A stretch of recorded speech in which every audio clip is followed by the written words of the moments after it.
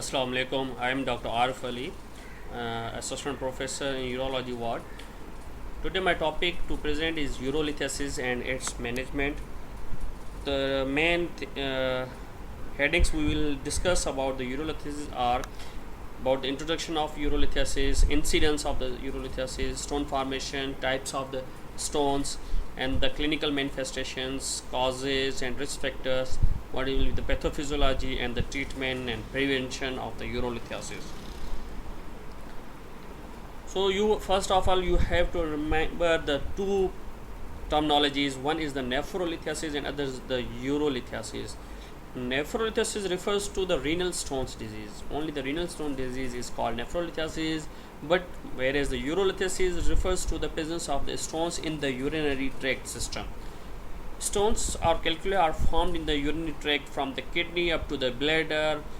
How they form? By the crystallization of the substances excreted in the urine. Incidence of the urolithiasis, as it is more common in the men, incidence of urine calculi peaks between the third and the fifth decade of the life. 80% stones under the 2 mm and more than 90% stones pass through the urinary system spontaneously. So actually there is a seasonal variation. Mostly the stones form in the summer months because of the dehydration. And on stone formation, first of all, the crystallization is the basic theory, and the crystallization is depend upon the supersaturation of the urine with the solutes.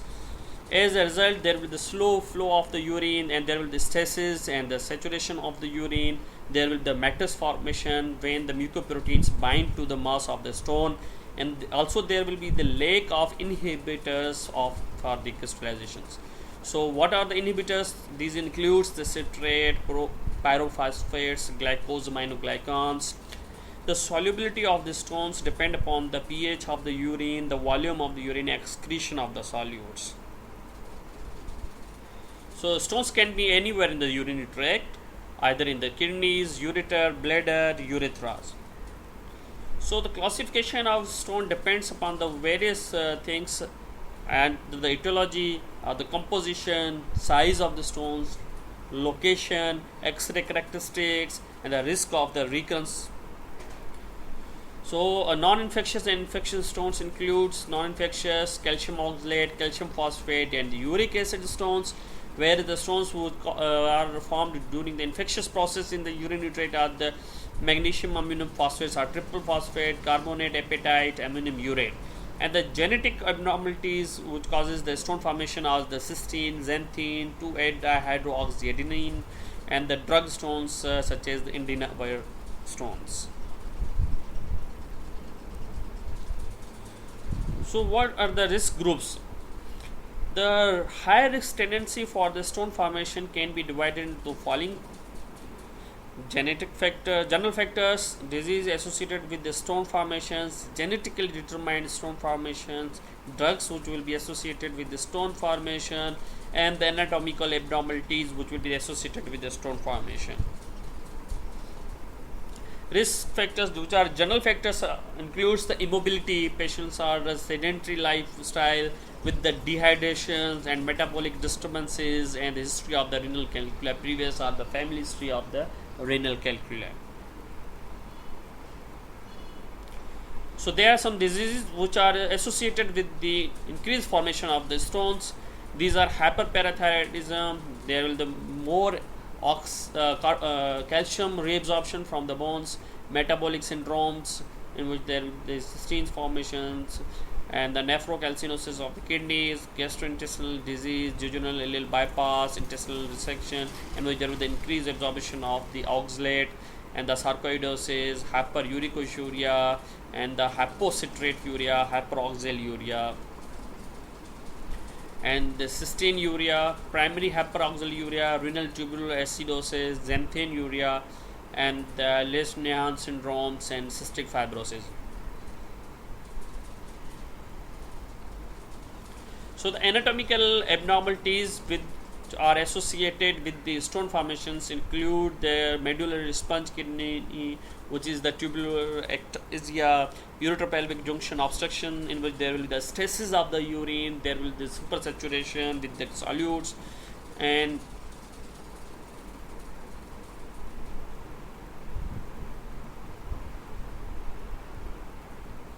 sorry for the disturbance, calyceal diverticulum, calyceal cyst, and the ureteral stricture, vesico-ureterorenal reflex, horseshoe kidney, and the ureterosy. So also they are divided according to the stone sizes, those measuring up to the 5 mm, 5 to 10 mm, and the 10 to 20 mm, and greater than 20 mm in the largest diameter. So stones locations are also very important according to the treatment plans. They are in the upper, middle, and lower calyceal system of the kidney. Either they will be in the renal pelvis, or upper, middle, or lower, distal ureter, and also in the urinary bladder. How they appear in the X-rays? These are radiopaque, radiolucent, and the pure radiopaque.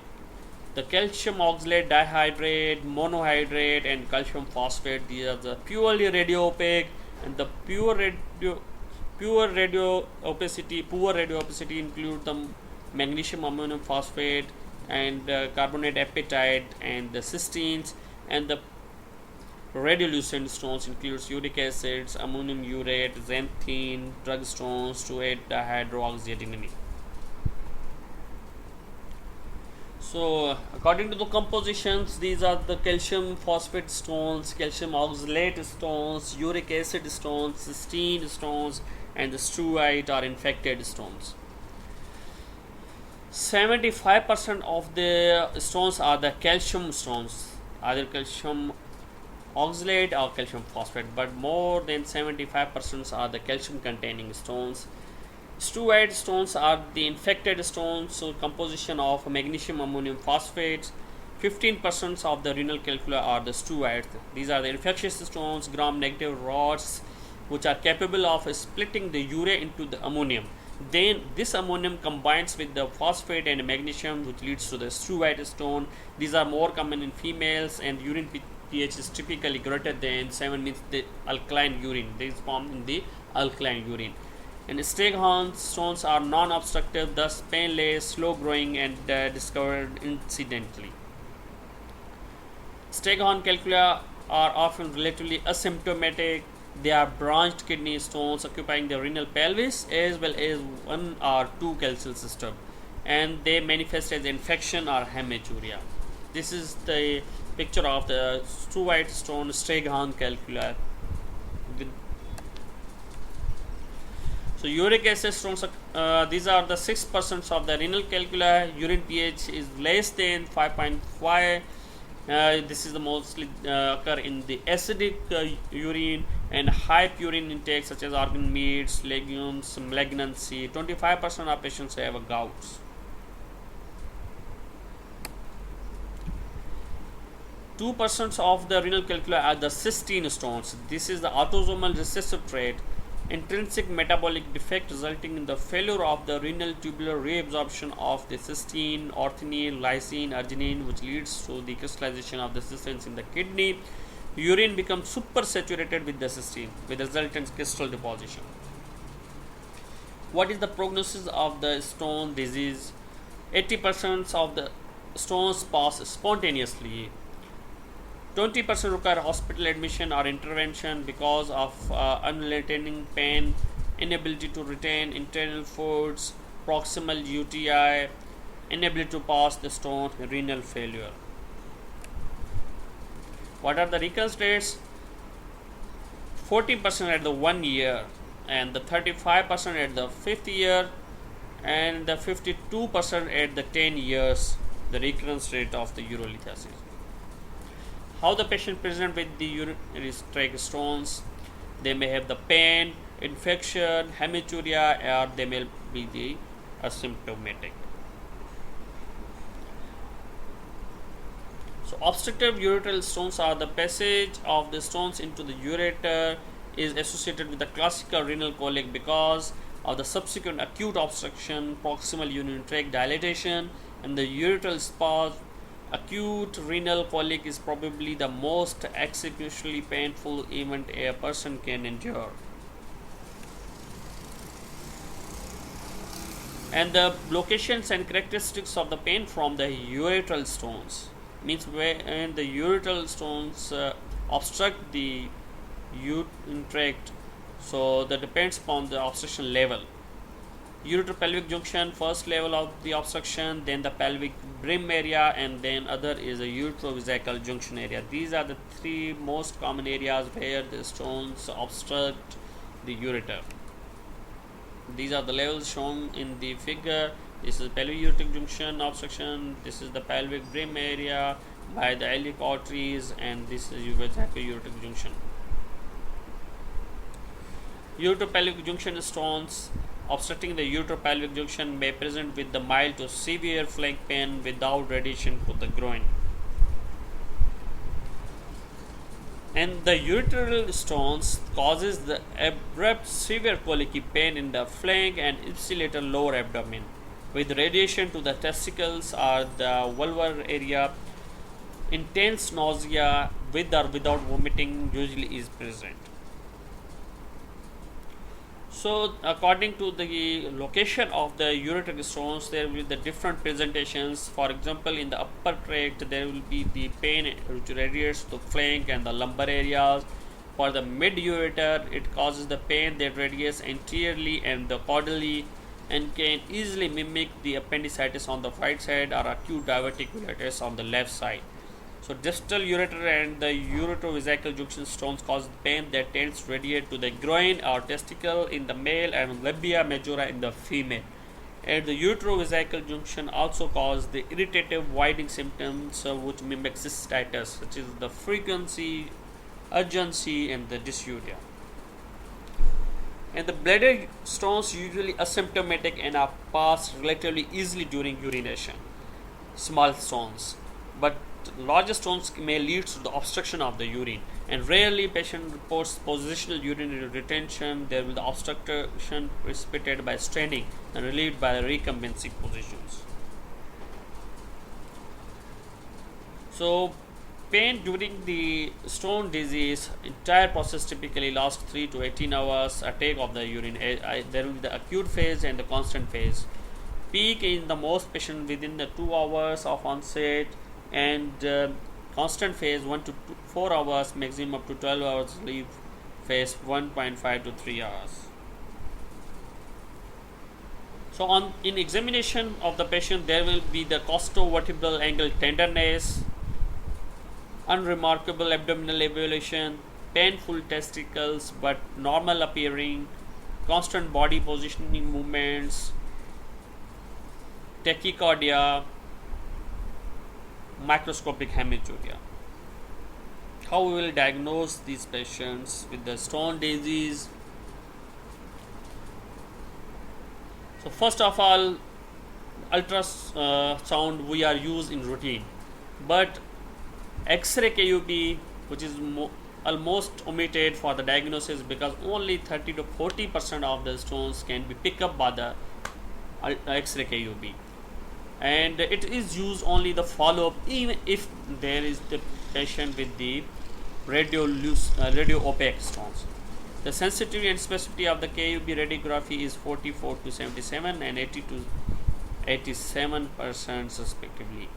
It is helpful in differentiating between the radiolucent and the radio opaque stones and for comparison during follow-up. This is the X-ray KB with the radio opaque stones in the left flank area. Ultrasounds, which is the basic and primary tool for the diagnosis of the flank pain or with the stone disease. Although the pain relief or any other emergency measures should not be delayed by imaging assessments, but the ultrasound should be done in the emergency as soon as possible to diagnose the patient. Ultrasound is safe, non-radiative, easily reproducible and inexpensive. It can identify stones located in the classical system, pelvis and pelviureteric or vesicoureteric junction, as well as the patients with upper urinary tract dilatation. Ultrasound has a sensitivity of 45% and specificity of 94% for ureteric stones, and sensitivity of 45 and specificity of 88% for the renal stones. This is a picture of ultrasounds. These are the hyperequipped shadows with the posterior caustic shadows.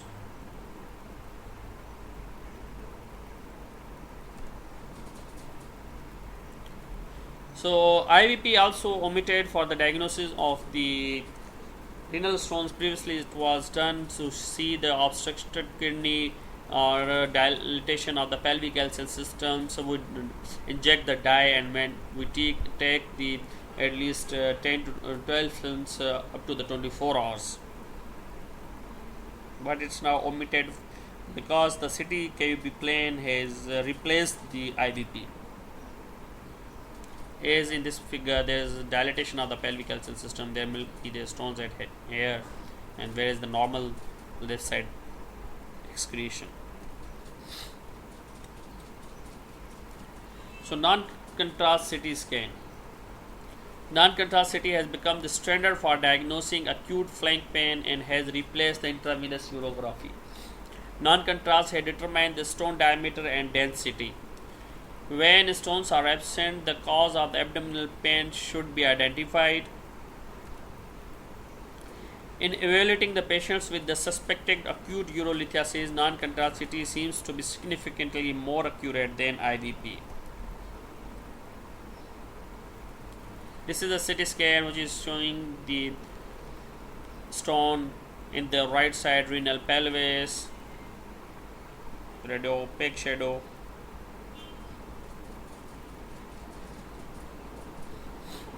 Non-contrast CT can detect uric acid and xanthine stones, which are radiolucent on plain films, but not the indavir stones. These indavir stones are the only stones which cannot be picked up by the CT scan. They can appear on the ultrasound only. Non-contrast CT scan can determine stone density, inner structure of the stone, and the skin to stone distance, and all of which affect the extracorporeal shockwave lithotripsy outcome. So CT scan also help to determine about the treatment plan. Either we can go for the lithotripsy or not, or we either go for the PCNL or not, or we go for the open pyelolithotomy. So for the diagnosis as well as the therapeutic plan, the CT scan is very important.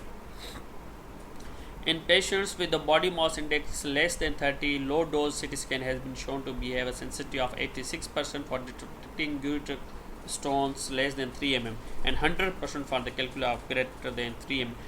Even ultrasound cannot be able to pick up the ureteric stones, but CT scan has this ability to pick up the stones even less than 3 mm size. So after basic diagnostic tool ultrasound, we always, if we are suspecting the stone, we always go with the CT scan. So for other diagnoses, we go for the invasive techniques, cystoscopy, to see the urethral stones and the bladder stones. So for the metabolic workup and for the to see the crystals, we go for the basic urinary tests, which includes the urine analysis.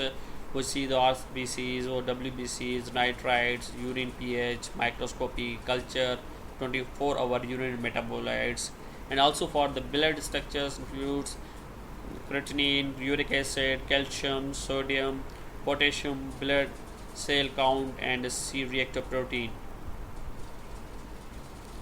So if we go for the intervention, so the PTA, PTINR, so these are the tests which go for we'll go for to see the metabolic problems. Stone analysis should be performed in all first-time stone farmers. In clinical practice, repeat stone analysis is needed in case of recurrence under pharmacological prevention, early recurrence after interventional therapy with the complete stone clearance, late recurrence after prolonged stone-free period, and patients should be instructed to filter their urine to retrieve a concrement for the analysis. So treatment for the renal stones. First I will go for the conservative treatment, which includes the pain relief. Is the first therapeutic step in patients with acute stone episode. NSAIDs are effective in patients with acute stone colic and have a better analgesic efficacy than other opioids. Patients receiving NSAIDs are less likely to require further analgesic. Opioids, particularly pethidine, are associated with a higher rate of vomiting compared to NSAIDs, so they are less likely used. And opioid is used, it's recommended, then it is not a pethidine.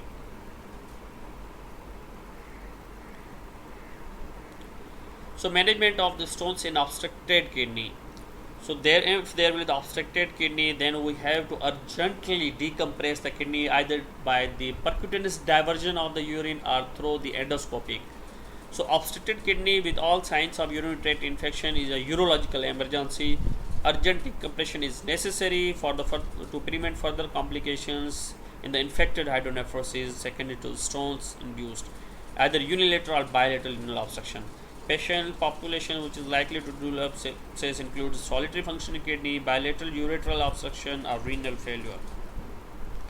So decompression, currently there are two options for the urgent decompression of the kidney. Either placement of the indwelling through the cystoscopy passage of the ureteric stone, either the DJ stent, a ureteric stent, or percutaneous placement of the nephrostomy tube. So after decompression of the obstructed kidney, infected urine collecting system, both urine and blood samples should be sent for culture and they are treated according to the sensitivity. Definitive stone removal should be delayed until the infection is cleared following the complete course of the antimicrobial therapy. These are the two techniques. One is the passage of the ureteric stents or DJ stent inside, and other is the passage of nephrostomy tube outside. So conservative management for the renal stone. The size of the stone is an important predictor of the spontaneous passage. Stones less than 4 mm in diameter have 80% chance of spontaneous passage, and this falls to 20% for stones larger than 8 mm in diameter. Hospital admission is clearly necessary when following of the things are present. Oral analgesics are insufficient to manage the pain, intractable vomiting, ureteral obstructions from the stone, bilateral ureteral obstruction, and the ureteral obstruction from the stone occurs in the presence of infection, fever, sepsis, pyonephrosis.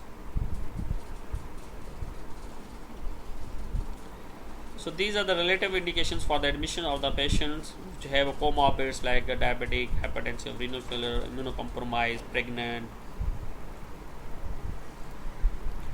So pharmacological treatments for these stones. So calcium oxalate stones, which are 35 to 40% of the stones disease.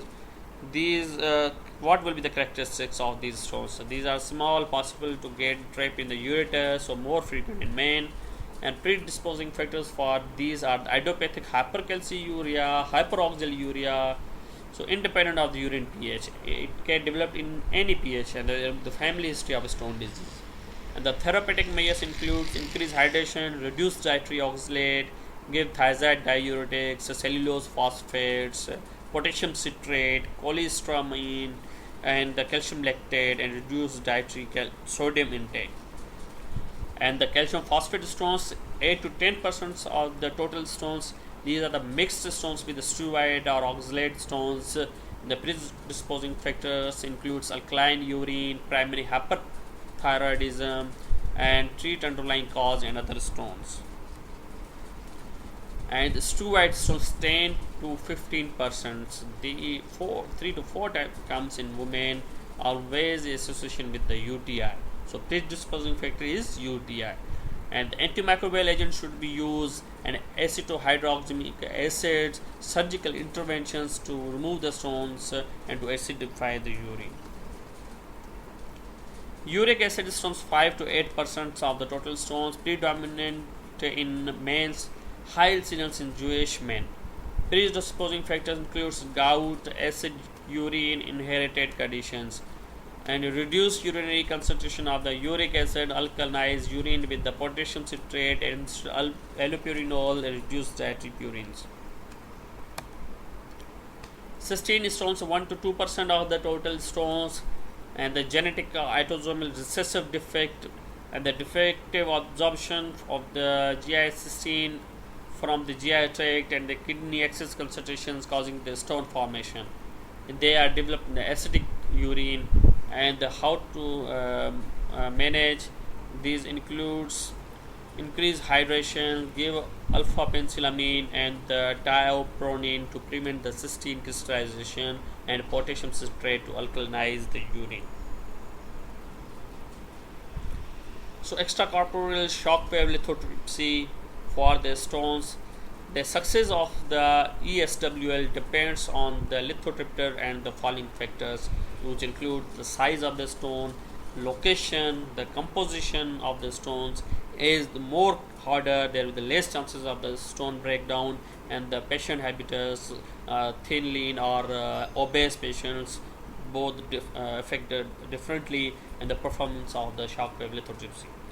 Each of these factors important influence on the retreatment rate and final outcome. This is the lithotripsy machine, and the patient in the supine position, and there will be the outside corporeal shockwave lithotripsy. So there are some contraindications for the ESWL.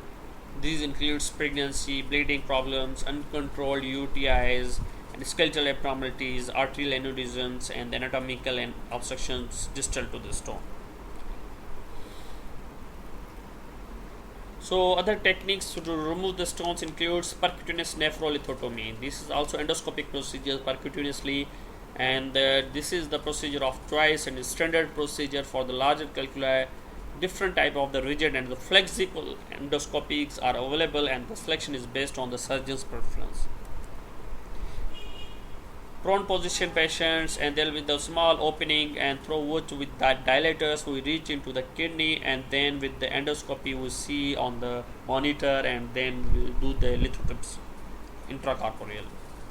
So there are also some contraindications to the PCN, includes patients receiving anticoagulant therapy, and others are untreated UTI, tumor in the presumptive access tract area, potential malignant kidney tumors, and also the pregnancy.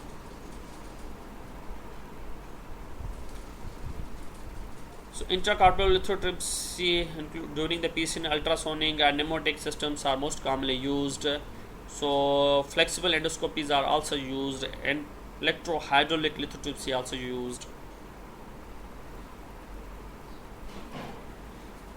Now recent techniques of the flexible URS, which are also used for the renal stones, but these are used for the small stones, the stone not more than 2 centimeters, but we can try with the ureteroscope, but flexible ureteroscope is best for the stones which will be the lower than 2 centimeters.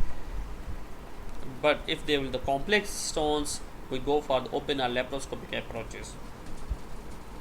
This is the flexible ureteroscope. Throw the bladder into the kidney and remove the stone. And this is the hard, rigid, which cannot approach beyond the renal pelvis. So open and the laparoscopic surgeries for the removal of the renal stones.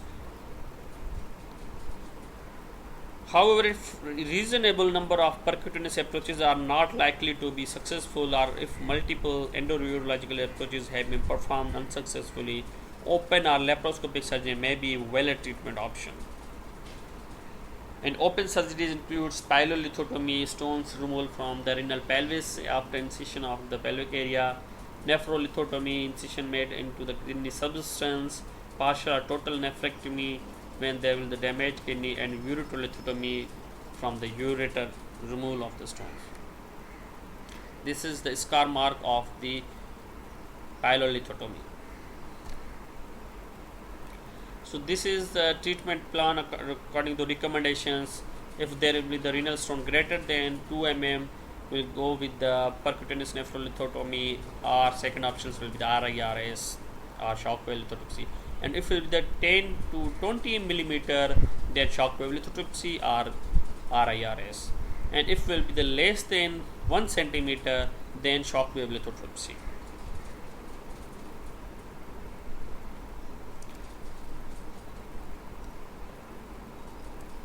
For the ureteral stones, treatment depends on the size of the stones. Mostly the stones less than 1 centimeter are well treated with the alpha blocker. Temsolin is one of the most commonly used alpha blocker, including other are terazosin, alphazosine, doxazosine, and also the NSAIDs for the as anti-inflammatory and the painkiller. And other are the endourological, ureterinoscopy, intracorporeal lithotripsy, or stenting. And if for multiple times you are trying to do the URS lithotripsy but stones still cannot be able to remove or hard stones, then we will go for the laparoscopic ureteral stone removal. So for the bladder calculi, or the stones are calcified materials that are present in the bladder. They are usually associated with the urinary stasis, but can form in healthy individuals without evidence of anatomical defects, strictures, infection, or foreign bodies. Presence of the upper urinary tract calculi is not necessary a predisposition to the formation of the bladder stones. A bladder stone is usually free to move in the bladder, may cause erosions or hematuria, and it gravitates to the lower part of the bladder. There are two types of the vesical calculi, either primary or secondary. Primary developed in the sterile urine, or they are transferred from the kidney into the bladder. Secondary occurs due to the obstructive pattern, either due to the infection, outflow obstruction, and impaired bladder emptying, or foreign body presentation. They are also the mixed type, which is the most common, and they will be the calcium oxalates like the kidney or uric stones, uric acid stones, triple phosphate, cysteine. What will be the symptoms? Patient may present with the frequency, suprapubic pain, dysuria, and the pain will be worsened by the movement, intermittency. There will be the hesitancy in the passage of the urine, and the nocturia, urinary retention when it will obstruct the neck of bladder, and there will be the hematuria and interruption of the urinary stream, stone blocking the internal meatus, and there will be the UTI.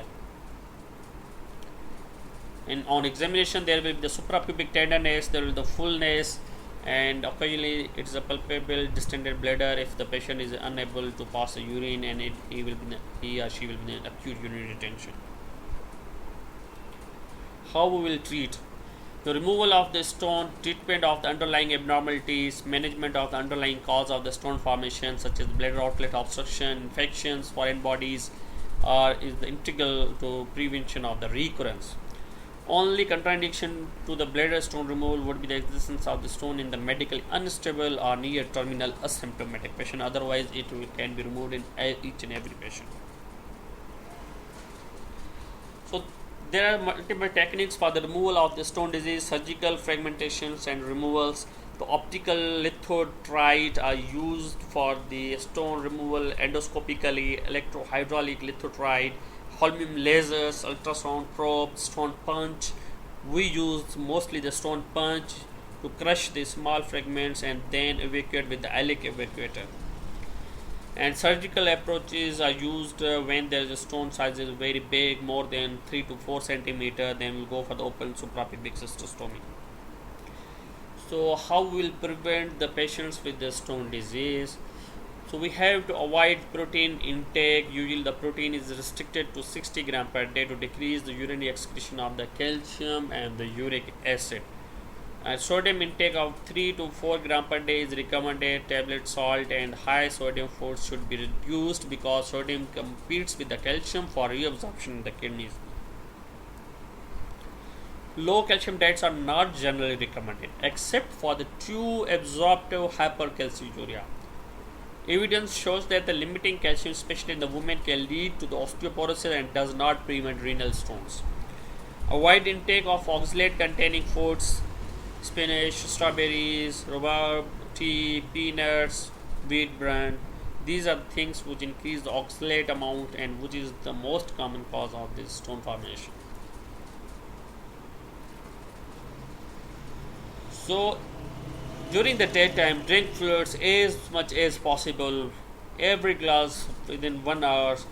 So drink 2 glasses of water at bedtime and additional glass at each night time, awakening to prevent the urine from becoming too concentrated during the night. And you have to keep in mind there will be at least 1 to 2 liter of the urine formation per day. So you have to take as much as urine to decrease the super saturation of the urine. Thank you very much.